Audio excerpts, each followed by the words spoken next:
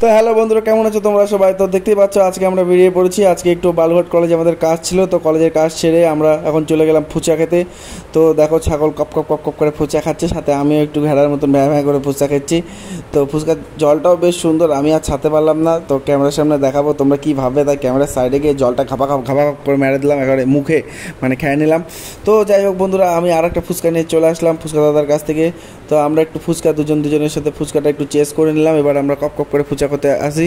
দেখতেই পাচ্ছ ভীষণ ভালো লেগেছে, তাই হাত দেখিয়ে বলছি ভীষণই ভালো। ও সাথে একটু কী যেন বলছিল, ভালো লাগছে মনে হয়।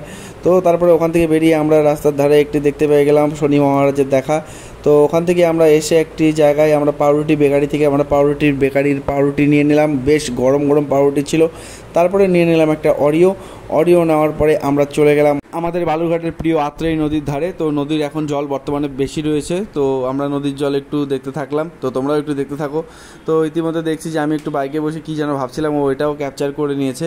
তো তারপরে আমরা চলে এলাম বালুরঘাটের বড় ব্রিজের বাঁধে। তো ও দেখছি হঠাৎ করে সেলফি স্টিকটা এদিকে ঘোরালো, আমি ফোন ঘাঁটতে ব্যস্ত ছিলাম। চলো তাহলে দেখা হচ্ছে পরের ভিডিওতে। চ্যানেলটি সাবস্ক্রাইব করে দিও। Tata, bye bye.